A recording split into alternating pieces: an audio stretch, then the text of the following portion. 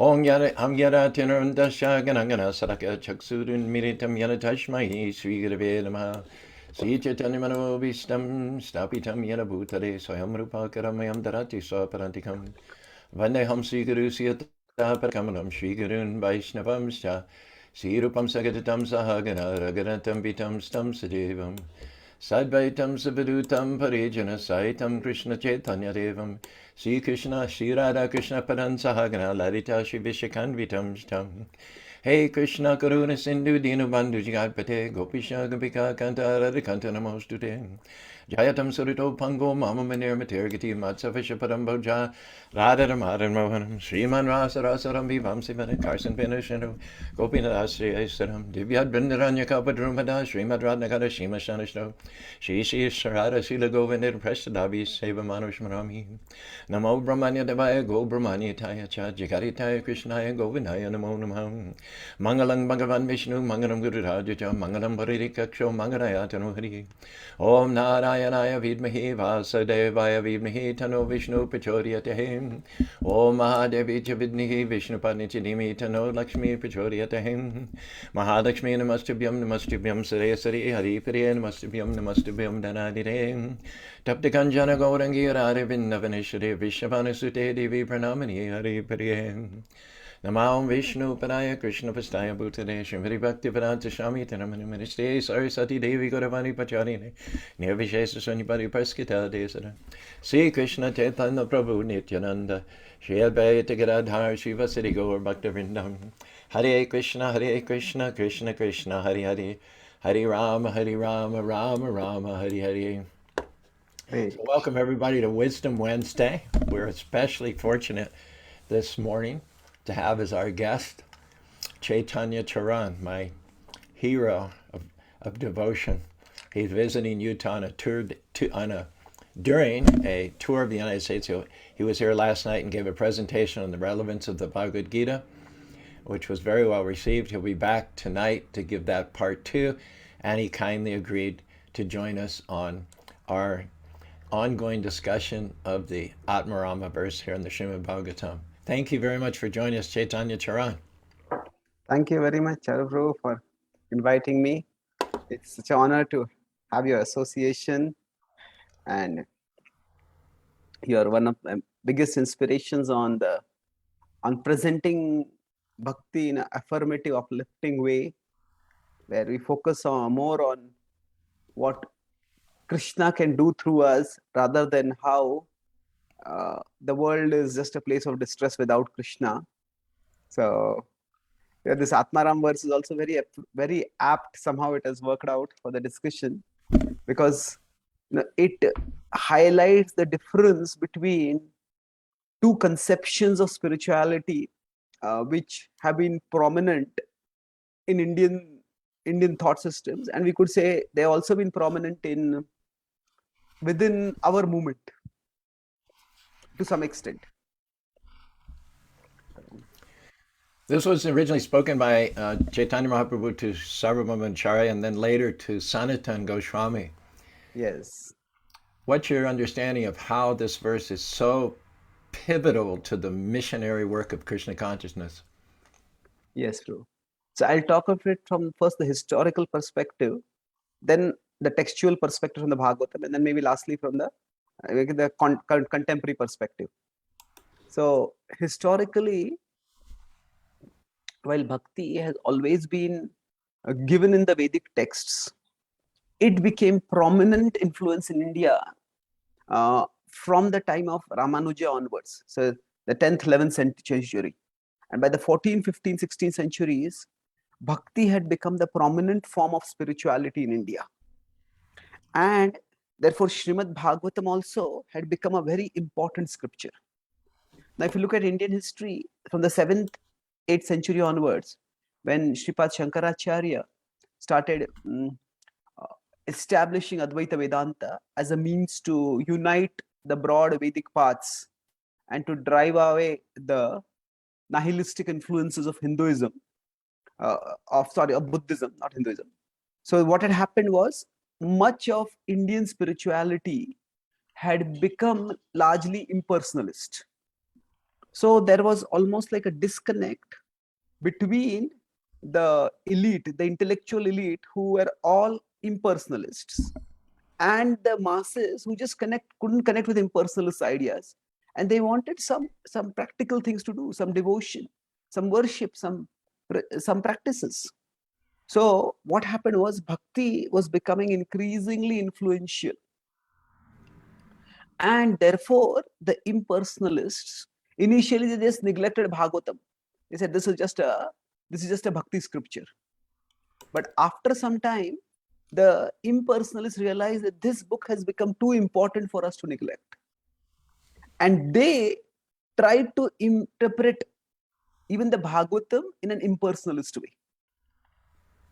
And while there are some verses in the Bhagavatam which could be read impersonally, now of course they can be read personally also, and I'll talk about the ambiguity later, but the point is this verse is central to not only, you could say, not only giving monistic or impersonalistic readings of the Bhagavatam a knockdown, but you could say a knockout. A thorough thrashing. Yeah, it's so this verse, what it says is the purpose of spiritual growth within the impersonalist understanding is to become Atmaram, self-satisfied, that one becomes completely detached from the world and becomes absorbed in oneself. And the idea is the Atma and Brahma are not different.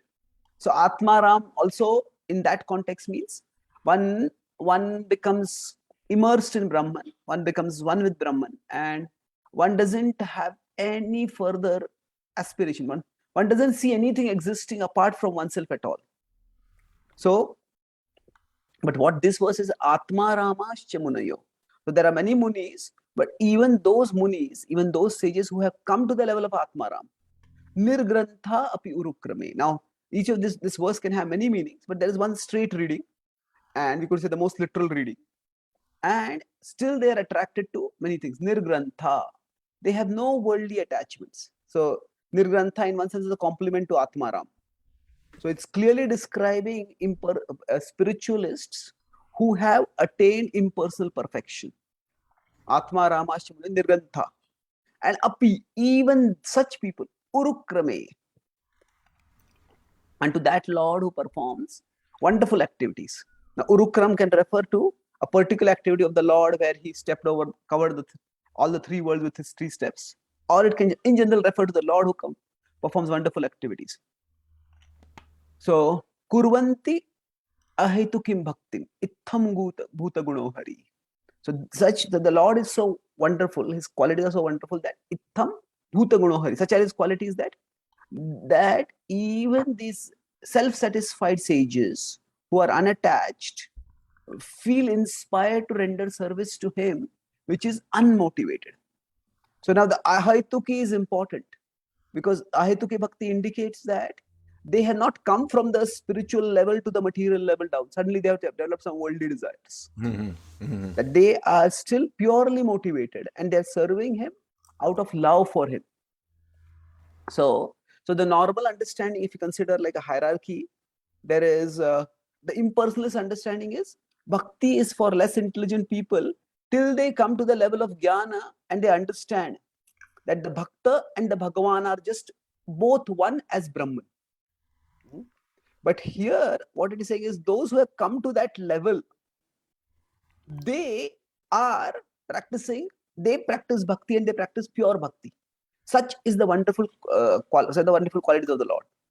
So this completely inverts the impersonalist thesis. So that's why it's not just a knockdown, but a knockout.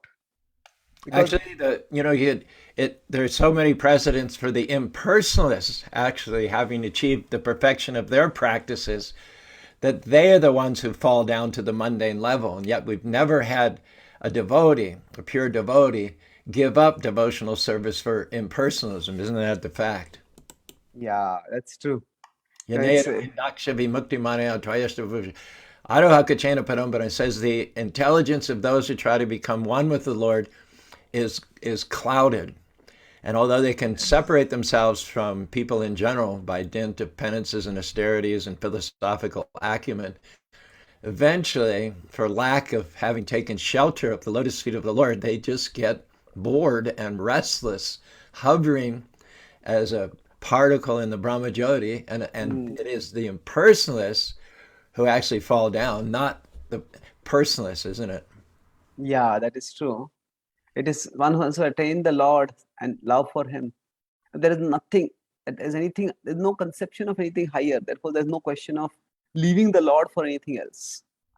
So, just Bhakti to, is yeah. scriptural. Would you say Bhakti is scriptural? Bhakti is firmly established in the truths of the Vedas. And what I think the impersonalists fail to understand is that Krishna is in fact described throughout the Vedas as that supreme personality, that supreme individual from whom all other individuals and individual qualities come. Could you expand on that topic? The Vedic conclusion that God is a person, and from that person, all other individuals come. Oh, okay. So, see, somehow the two things here in the Vedic scriptures itself, like if you consider the Vedas, they are mostly karma kandi. With all due respects, they are mostly talking about rituals by which you can get elevation, gratification. Now, the Upanishads, they are they are a very broad body of literature, and some of them do emphasize the idea of oneness with God. So, and there are others which do talk about bhakti. So the question that comes for anybody who is studying the Upanishads or studying the broad body of Vedic literature, that there are statements which are impersonal sounding and there are statements which are personal sounding. So how are these two to be reconciled? And now, depending on which statements are prioritized, somebody can say that is what is important. So what Shankaracharya did was, he took certain statements which he called as the Mahavakyas. I am Atma Brahma, or something like Tattvamasi, statements like that. And these were all statements which emphasize the oneness of the Jiva with Brahma. And he said these are Mahavakyas and everything else is a Laghu Vakya. It's all subordinate. And in that way, he took the Vedic literature and used a particular interpretative framework by which the Vedas taught, at least he claimed, that the Vedic literature's conclusion was impersonalism. Now, and he said that, okay, there are verses which talk about Krishna being supreme, about the ultimate absolute reality being personal. He says, yeah, this is all lower reality. So he called it, this is Laghu Vakya. This is meant for people who have not realized the ultimate reality. So now Ramanujacharya and subsequent acharyas from after Shankaracharya, after Ramanujacharya, they all have critiqued Shankaracharya's approach. Because first of all, this idea of categorizing scripture into Maha and Laghu Vakya, with primary, superior and inferior statements, what is the basis for that? And what is the basis on which these particular statements are declared as supreme, as superior? Not just superior, but supreme in one sense. So, and moreover, the problem with this approach is that the vast body of scripture is highly personalist. Because there are so many prayers in scripture, there's the idea of a higher deity whom we are to worship. So, it's almost like 97, we could say more than 90-95% of scripture is centered on worship of a personal divinity. And so the majority of scripture is reduced to an inferior status, and a small section of scripture is elevated to the superior status. So that was their primary tool for refutation. There are many other ways also they refuted. But now when it comes to acknowledging that there is a impersonal aspect of the divine and that there can be oneness with the divine. Now this is where the Gaudiya Vaishnava tradition is, we could say, quite inclusive. If we consider a pendulum, the Advaita Vedanta said that the ultimate reality is only impersonal. Personalism is an illusion. And so the Bhagwan is an illusion meant to take us to Brahman. Now, if we take the pendulum, that's Advaita Vedanta. And we have the opposite end of the pendulum is Dvaita Vedanta, which was propagated by Madhvacharya, who came after Ramanujacharya. And what Madhvacharya said is that actually there is no such thing as Brahman. He says Brahman is Vishnu. That means that actually the idea that there is anything impersonal. Now, I don't want to reduce the complexity of Madhvacharya's teachings, but he basically said that there is no idea of oneness because everything is different. He says God and nature are different. God and living beings are different. One thing in nature, another thing in nature is different. One living being, another living are different.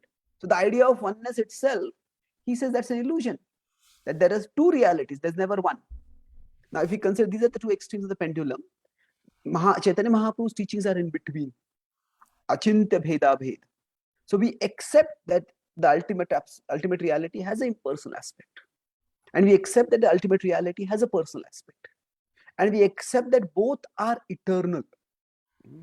Not that one is an illusion, like the impersonalists, like the followers of Shankaracharya claim. We accept both are eternal. And this is where we could say there is some nuancing, some small difference between what Srila Prabhupada says and maybe what Vishnu Thakur or Jiva Goswami say. Although Prabhupada also says what Jiva Goswami says. The verse which you quoted, Aruya Kruchena Param Padam Tada. So Prabhupada explains that verse to mean that even those who have attained impersonal liberation, they fall back. Whereas Vishnu Thakur explains that verse to mean that those who think they are liberated, because manyate, they think that that's there in the verse, that they are thinking that they are liberated. They are not liberated because they don't have shelter of the Lord.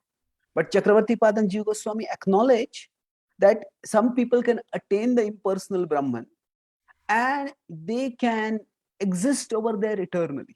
They don't literally merge over there. Now, most people will not stay there, but that is also a possibility.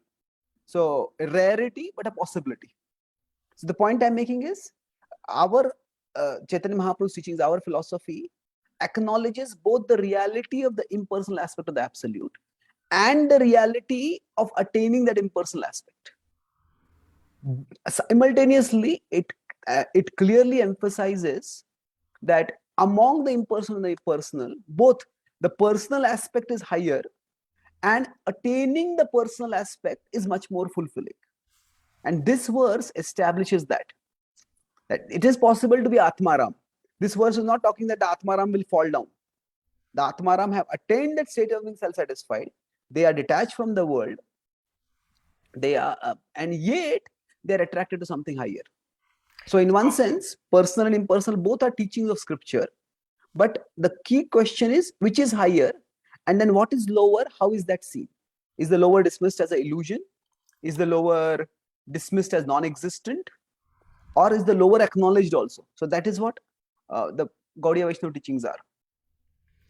Prabhupada gives the example that when the space shuttles go out, they seek to, where the space ventures go out, they seek to go to a particular planet. And if they don't go to a particular planet, they don't find shelter, yes, they don't land somewhere on solid terra firma, they're condemned just to float. Yeah, it's a good example. Yes. And eventually to come down. Eventually they all come down. And yes. So Adavindaksha means those who neglect or overlook taking the substantial shelter of the lotus feet of the Lord.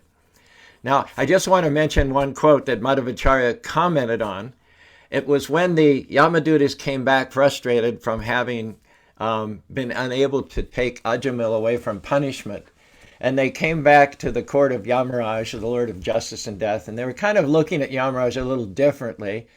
Yamaraj understood what their question was, what their dilemma was, and he said, Paro maranyat jagadash tantushtata otam pratam patavam yatavaram. Up until now, you have thought me to be the supreme, because as the Lord of Death and as the Lord of Justice, Yamaraj knows everything about everybody in order to be fair and equal. He knows every detail, and therefore he could be said to be pretty much omniscient as far as the living entities in this universe are concerned. But here came into the bedroom of Ajamil, these effulgent, four-armed, monsoon cloud-colored living beings who stopped the Yamadutas in their tracks, countervened the Yamadutas' standing order to take away all sinful people for punishment, and outrageously told them that because Ajamil had just chanted one name of Narayan, almost unconsciously at the time of death, all of his sins were forgiven. They couldn't understand that. So they went back and they were looking at Yamarash differently. And he said, no. He said, you have accepted me as the supreme, but let me set you straight. I, Brahma, Shiva, Indra, Chandra, the demigods, up, down, the Prajapatis, the great sages, the demigods, the Marutas, the reptiles, the beasts, every living being comes from Krishna, the Supreme Personality of Godhead. And in his commentary to that verse, Madhvacharya says that just like two threads make up a cloth, and those threads go vertical and they go horizontal, similarly, Krishna makes up the vertical and the horizontal reality of the entire creation. Could you comment on that? I think you already explained fully that point. I don't think there's anything more I can comment. But yeah. I think it speaks to the Achita Beta Beta Tattva. In one sense, he's vertical, and in another sense, he's horizontal. So he covers everything, up, down, right, and left. Yes, that is true. So that's why sometimes when people think of God, when we say God is a person, that does not mean he's just a person in the ordinary sense that we think of. The God is a person who pervades all of existence. And if that concept is not understood, then people start thinking, how can God be a person? And they start thinking that somehow personalism is a reductionistic kind of understanding where God's greatness is not acknowledged. So God is a person, but he's a transcendental person who also pervades all of existence. So I was thinking that you think Madhvacharya is referring to the all-pervasive Paramatma aspect of the Lord by describing him as the horizontal thread, and the personality all the way up to Goloka Vrindavan as the vertical thread. Is that that's beautiful? Valid? Do you think? Now we'll have to look at further writings of Madhvacharya, but it seems to be quite a devotionally creative and compatible reading. Yeah, certainly the super soul pervades all of existence horizontally, and yes, the Bhagwan aspect is more fully manifesting the personality. Now, Jiva Goswami in his Sandarbhas gives a interesting explanation for the hierarchy of these three aspects of the absolute truth: Brahman, Paramatma, and Bhagwan. So why do we consider Bhagwan higher than Brahman? Is it just because we are personalists, so we consider him higher? He says no. He explains that if we consider the ultimate reality as Brahman is just existence.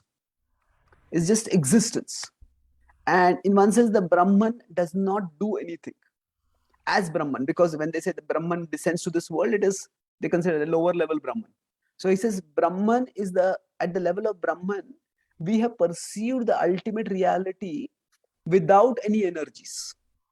When we perceive the ultimate reality as Paramatma, now the Paramatma is primarily seen as the overseer of the material existence, the sanctioner, the witness, the judge. So you see, the Paramatma is the ultimate reality with material potencies. So in that sense, the Paramatma is manifesting something more than Brahman.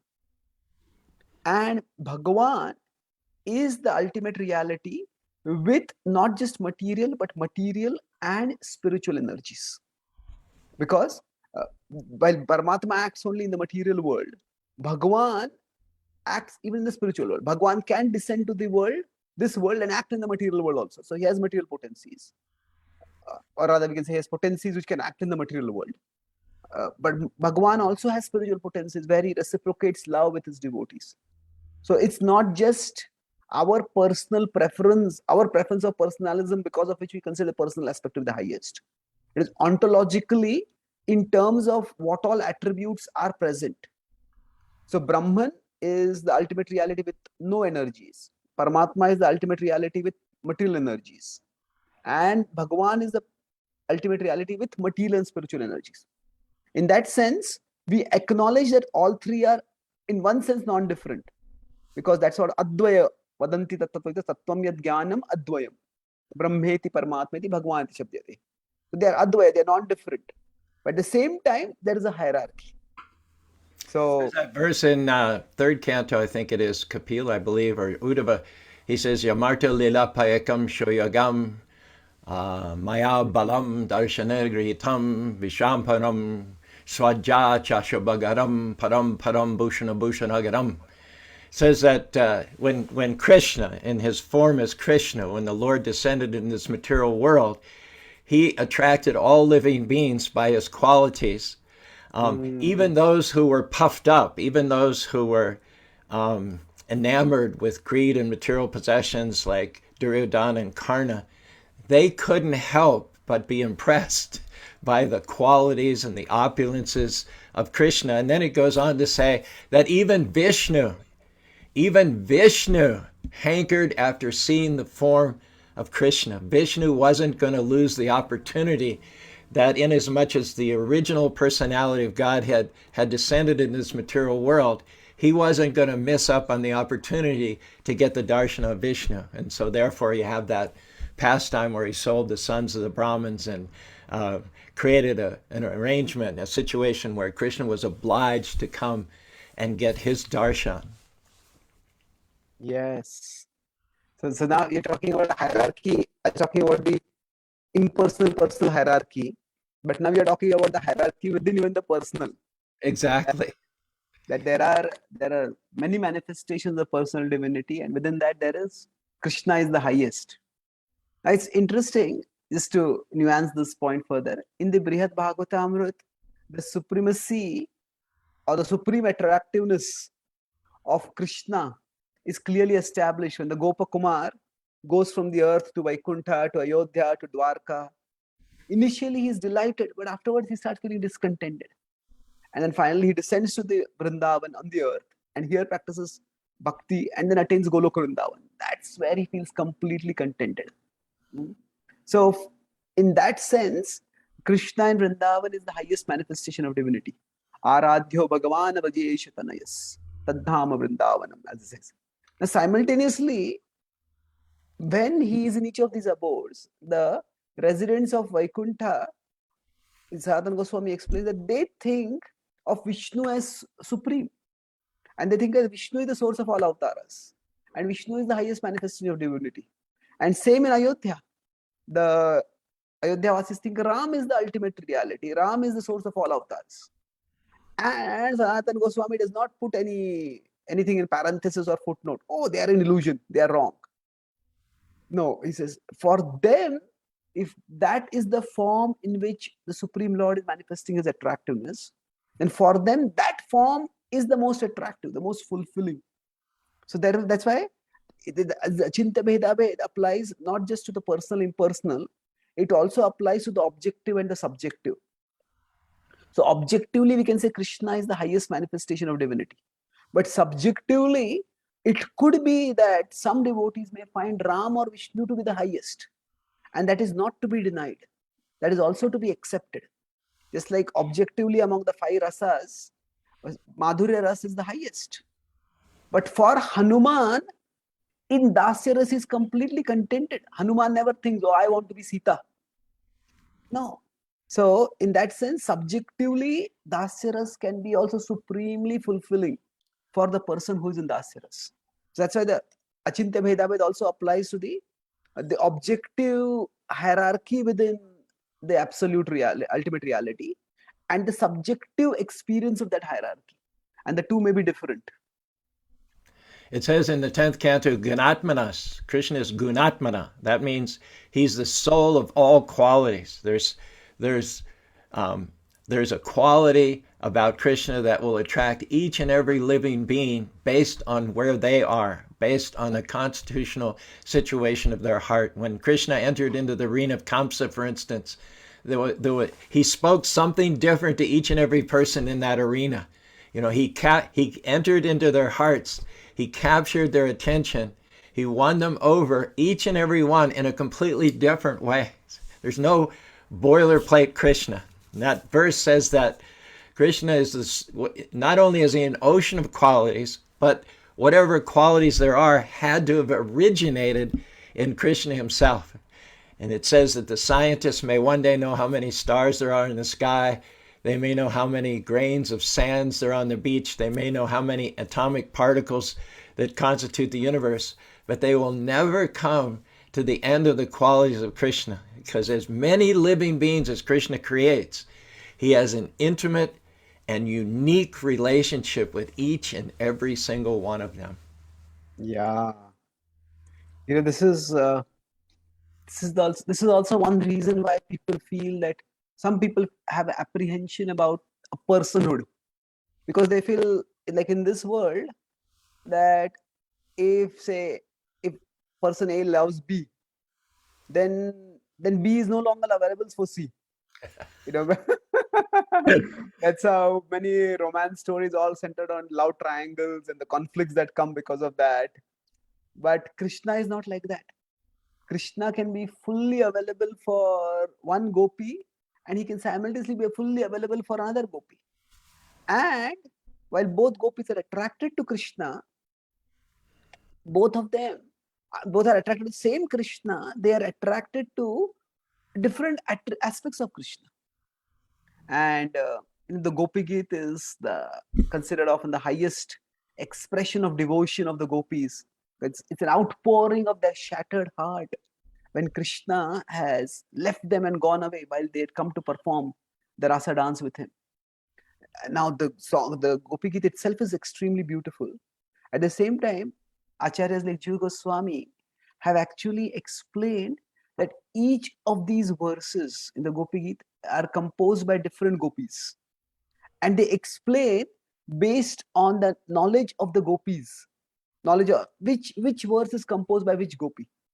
So that the same point which you're making, that Krishna has an individual relationship with each devotee, that each devotee is attracted in an individual way to Krishna, with focuses on particular attributes of Krishna, a particular dimension of that relationship with Krishna. So that is illustrated in this reading of the Gopi Geet as each verse being composed by a different gopi. And if someone, because people tend to be down and depressed and lacking in self-esteem nowadays, and question may arise, I'm just one of 6 billion human beings on the planet. What's special about me? Why would God care about me? Why would God even know of my existence? But the point is that he handcrafted you. He made you in a way that you're not like any other living being. You're one of a kind. You're a masterpiece.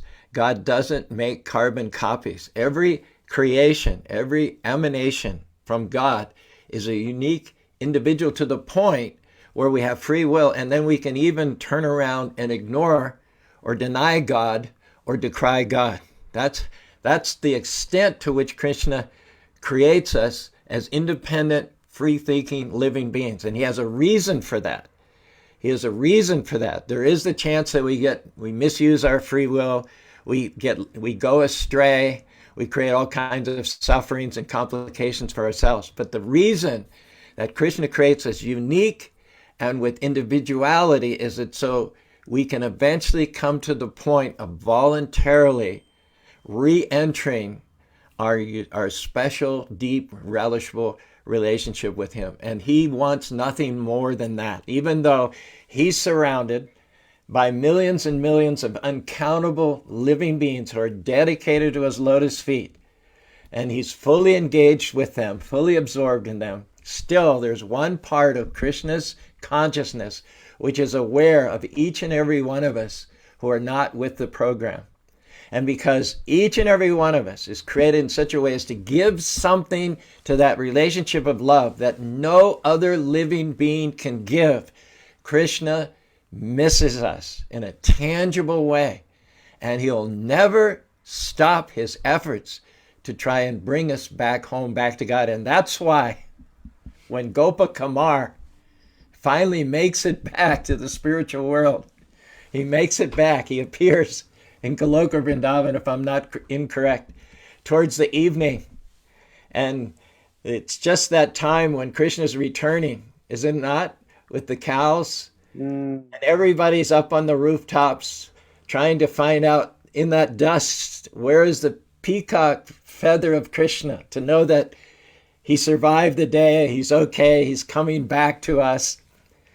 And Krishna, for his part, as he comes within vision of Vrindavan, he notices one person in the crowd who wasn't there yesterday. That's Gopa Kumar. So much did Krishna miss Gopa Kumar as an individual that he runs, he embraces him, he throws his arms around him, and then Krishna, the Supreme Personality of Godhead, being overjoyed to reunite with his long-lost devotee, faints. You imagine Gopa Kumar, he's there, he can't believe that Krishna's embracing him, that Krishna actually was aware of his long sojourn in the material world. And not only that, but in his arms, Krishna passes out. Krishna loses consciousness. Now that should be a good antidote to anybody who's suffering from poor old, little old, me, I'm insignificant, I don't matter, Krishna doesn't even know I exist. Yes, Krishna knows you exist. He created you, and he created you to love you, and he won't rest until you get yourself back into the program, back to home, back to Godhead. Yes, that's true. Here also, I mean, that is one of the most moving pastimes. Sometimes we put it that Krishna, on seeing the Gopa Kumar, Krishna loses his Krishna consciousness. Just his consciousness is always Krishna consciousness. He loses. Krishna's not Krishna conscious. He's devotee conscious. Yes.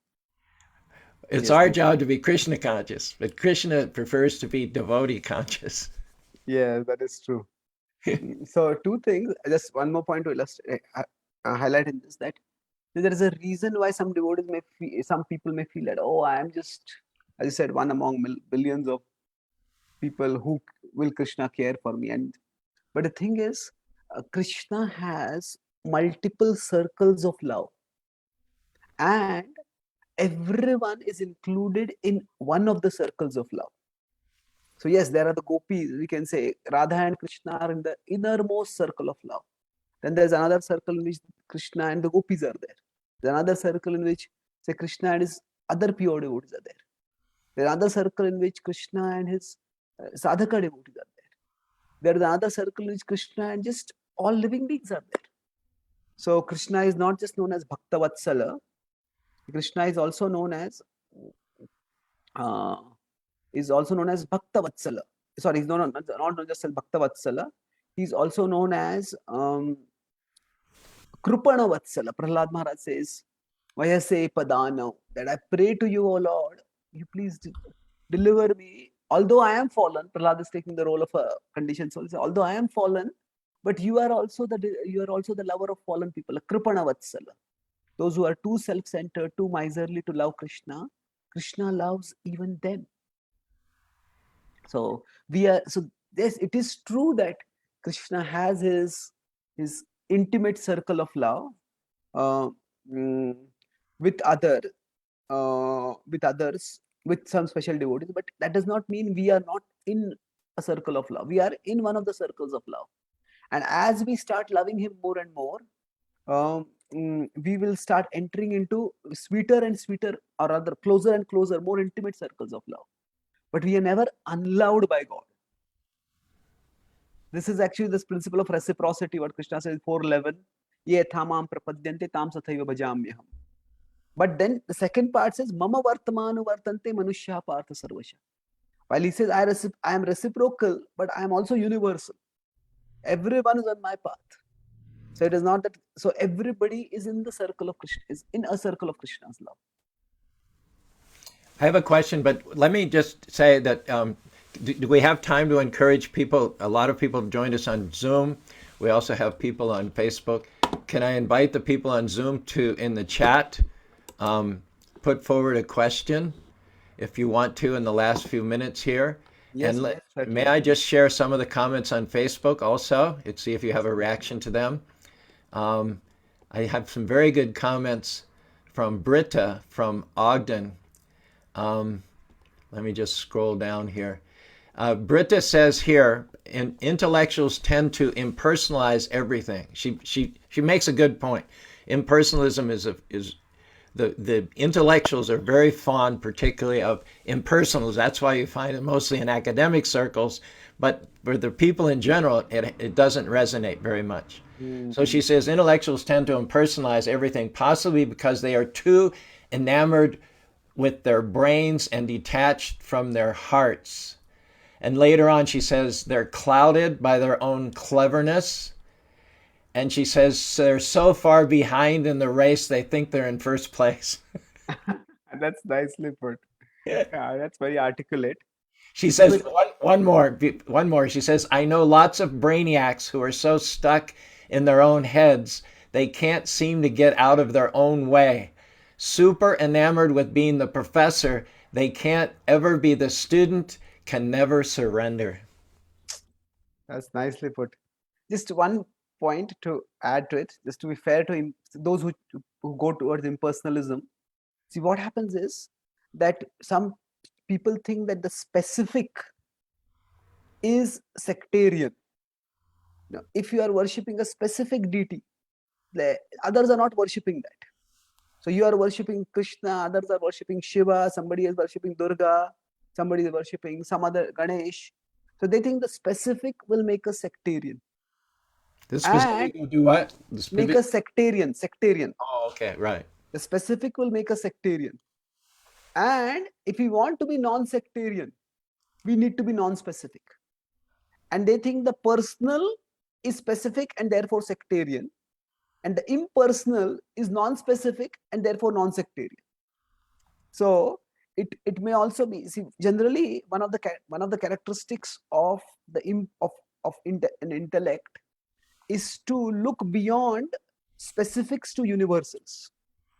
So an ordinary person will just meet another person. Oh, okay, I met this person. But then a more thoughtful person will say, okay, where did this person come from? And okay, these people are like this. We draw inferences from specifics. That's the intellectual tendency. Newton saw a fruit falling and he inferred the principle of gravity from that. So to try to move from specifics to universals, that is an intellectual tendency, and that is a valuable intellectual tendency. But the problem here is that they presume that the specific can never be universal. So there is if you consider a negative axis in the material domain, the specific is sectarian. But that's like the negative y-axis. And then there's the 0 point. But there's a positive y-axis where there can be both specific and universal. Krishna is a person. He is specific. Krishna has specific attributes. He wears a peacock feather. He does not wear some other bird's feather. He plays a flute. But does that mean that Krishna is non-sectarian? No, Krishna loves everyone. Krishna cares for everyone. It's almost, that's why Prabhupada would sometimes say that if we say that God cannot have any specific attributes, then aren't we limiting God? We have specific attributes, and when we say God does not have specific attributes, we actually limiting God. We are actually limiting God. So that's the point. So if they can understand that there can be both personal and universal, then it's easier for them to go beyond impersonalism. Yes, Prabhu, please go ahead. I'm just looking at some of the comments. We have a lot of comments from Anjali here. She's quoting you. Well, Britta also says, so the image of God is subjective to each living being's heart. Does this apply to all world religions? A difference in attractive hierarchy based on each individual situation. That's what you're saying, right? Yes. Okay. Definitely there's a hierarchy, but that hierarchy doesn't mean that anybody is excluded. Exactly. Yeah. Exactly. So, this is one of the fears in material world, that as soon as people think of hierarchy, they think of exclusion or exploitation. That, oh, the person at the top will exclude me or exploit me. But there can be hierarchy which can also be inclusive and progressive. Everybody feels valued, everybody feels included, everybody feels loved. So And that is that the nature of, in yeah. that verse in the fourth chapter, Vita Raga Vyakroda Manmaya Marapashuto, Prabhupada says Oh, one of the yeah. greatest stumbling blocks to the personalistic aspect is fear of a Yes. personal relationship with God. True. There's So, also the fact that, we've all been hurt. We've all been hurt in the temporary material relationships where each partner is imperfect and not fully conscious of the sensitivities of the other. And so we inevitably trample on each other's feelings. We give short shift to the sacrifices they make for us. And we're never really satisfied with the reciprocation that exists between one part of the Lord and another part of the Lord. And so being burned out by the parts being burned out, trying to align with other parts and being frustrated, not able to achieve completeness, want to give up on all personal relationships. But you don't give up on all personal relationships. You just add to the two parts, you add the whole. You see what I'm saying? One finger can't have a lot of fun with another finger, but if you recognize that both fingers are part of the whole body, yataturu malana sayachana, then those fingers can have a relationship not only with each other but with all other parts of the body, but through the stomach, through the whole. So it's not that relationships are wrong, but it's fragmental relationships which don't take into account the supreme person, the father and lover of all, have got to be frustrating. yes, so true. Sometimes people who are very, as you said, hurt by relationships, frustrated with relationships, they may very vehemently proclaim, I don't need anyone. But they strongly need someone to hear them when they say, I don't need anyone. So even the rejection, they want somewhere to hear that rejection. We cannot really be, as they say, we can't be islands. Yes, some people can be, they need a little more space, they can be a little more introvert, but everybody needs relationships. So it is, Prabhupada say the impersonalists say this world is a dream, but they're very expert at enjoying the dream. yes, that is true. That's, yeah. It's like the rejection of something is also an assertion of its importance. Mm. That not always, but in this particular case, that's how it works out. The rejection of personhood is also an acknowledgement of personhood in one sense, because an impersonal ultimate reality uh, doesn't do anything, so it won't reject also. Yeah. So there was a question in the You see the question in the chat? Zoom chat. Okay, I'm not seeing it myself, but if you see it, go ahead and address it. Okay, when the soul travels to the spiritual world like Goloka, does the Paramatma accompany the soul? You want to answer, Prabhu? Go ahead. Okay.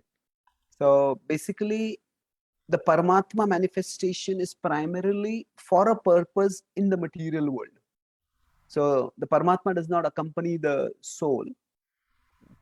The Paramatma manifestation is often, the example is given that, say, if there is a sun in the sky and there are pots of water below, then in each of the pots of water, the sun will be seen as a reflection. But if the pot of water is no longer there, then the reflection will no longer be there also. But the sun will still be there.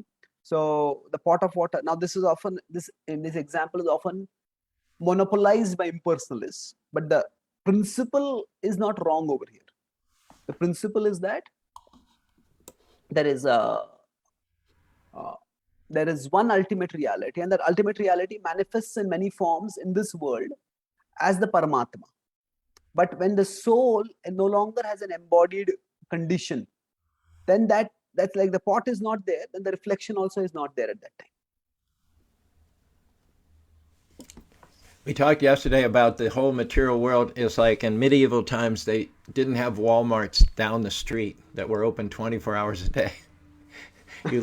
You lived in a remote farming village, and once a month or so, the bazaar would come to you. You know, there would be a field. The merchants would set up their tents. There'd be food booths, and for 1 or 2 days a month, you would be able to get everything that you needed. But then, at the end of that period of time, everything would be packed up, and it would disappear. So it's not there most of the time. There's a period of time before its manifestation's not there. There's a period of time after its manifestation when it's absent. It's only there for a certain period of time. So Prabhupada compared the whole material world presided over by Narayan, or the Paramatma feature, as one of these like temporary fairs that comes for a certain period of time. It sets up to fulfill the desires of the local people, but then it packs up and it goes away again. So it says, Bhuta Grama Sevam Bhutva Praliyate. This material world is not permanent. It's Bhutva Praliyate. It's coming and going. And the Vishnu, the Purusha avatars, preside over this temporary manifestation of the material world. And that includes Garbhadakshay Vishnu, and that includes as well as Sirodakshay Vishnu, who is in the heart of all the living beings. Yes. So the problem is that while this is temporary, we can either get attached to it or we can become averse to it. And when we become averse to it, we become averse to everything that looks like it. Yeah, good. So the spiritual world can look like the material world. The spiritual personhood of God can look like the material personhood in this world. And we become averse to that also. That's why Raga and Dvesha both have to be given up. Raga Dvesha Vimukta Krishna says. Bhukta Bhoga Parikya Drishta Dosha Neswarashisham Shramahimistana. When one gives up Bhukta Bhoga, one first wants to Bhoga, one wants to enjoy the material world, then being frustrated, Bhukta Bhoga. He gives, when one steps away from both attraction and aversion, Shramahimi Stitasya Cha, then he is truly he's truly situated in his own Mahimi, his own glory and greatness as a constitutional servant of the Lord. Yes. Do you see any more questions? I guess the questions are directed directly to you, not to everyone on the chat. That's it. Actually, no, I don't see anything else as Okay. of now. My old friend Vishnu Karma didn't think I gave enough of an introduction for you in the beginning. So, the author of 25 books, the creator of Gita Daily, every day, Chaitanya Charan, our guest here, writes 300 words. Have you done that yet today? After this class. He's going, he writes 300 words on the Bhagavad Gita and sends it out. I'm a subscriber. How many subscribers do you have to the Gita Daily? Well, the website gets about 1 million hits every month. Ooh. So it depends. I mean, as the multiple channels of subscription are there, but by Krishna's mercy, it is serving a need for a small but significant number of people. All right. I'm one of them. I look forward to getting my Gita Daily, and you can get subscribe to that, I believe, on your website, thespiritualscientist.com. Yes. Chaitanya Charan will be in Salt Lake City at the temple tonight if you're local. He'll be giving part 2 in his 2-part series of the relevance of the Bhagavad Gita. I was there last night. It was amazing. I hope that they had gotten a good recording of that, and we'll do so again tonight. But if you're local, by all means, stop by the Salt Lake City Temple in Mill Creek. After Arti, Chaitanya Charan will be concluding his 2-part series. He will have his books with him. You can get a signed copy of his book also. What else? What else should we share? Thank you, Prabhu, for your kind words. It is by the good wishes and blessings of senior Vaishnavas like you that I'm able to be of some service. And it's such an inspiration to see. Last time when I had come, I was stunned to see the magnificent temple in the heart of Utah. But now, not one but two temples are manifested. So it's the expansion of the devotion of your heart in the architecture that is now spreading across Utah. So I'm honored to be on this forum and to be of service to you. Thank you very much, too. You're such a giant spiritual personality, and you're so big of an influence in my own life that when you told me yesterday that the last time you've been to Utah was before the temple had been open. Temple was open in Salt Lake City in 2019. I was stunned. That was 3 years ago, and it just seems to me that it was just yesterday that you were here. So big an impression do you make upon me. So I hope that you'll come back soon and that you won't leave it for 3 more years until you come back. But even if you do leave it to 3 more years, when it happens, it'll still seem like yesterday to me because I owe a lot of my devotional inspiration to you. And I'm sure thousands and thousands of people all over the world would say the same thing. Thank you, Chaitanya Charan. Thank you, Prabhu. I'm humbled and honored by these words. I'll try to live up to them someday. All right. Thank you. Hare Krishna. And thanks to Vishnu, my old friend, Britta, for joining us, Sunita Joshi, as well as Anjali, Britta, Brent, all on Facebook by Bobby, Jean, Eskelson. Thanks to all of you for jumping on Facebook. Mark Maros also. And then we had a whole bunch of people on Zoom. Too many people to mention. Well, it was a great gathering, a great sangha, and it all happened because of the ability of Chaitanya Charan to bring people together around the unlimited, ecstatic topic of devotional service. Thanks for joining us, all of you. Have a great day. I know that Chaitanya Charan will be inspired in his Gita Daily essay today, and I hope that you all, in each and every one of your ways, are inspired as you go out through your day, keeping Krishna in the center. Hare Krishna, Hare Krishna, Krishna Krishna, Hare Hare, Hare Rama, Hare Rama, Rama Rama, Hare.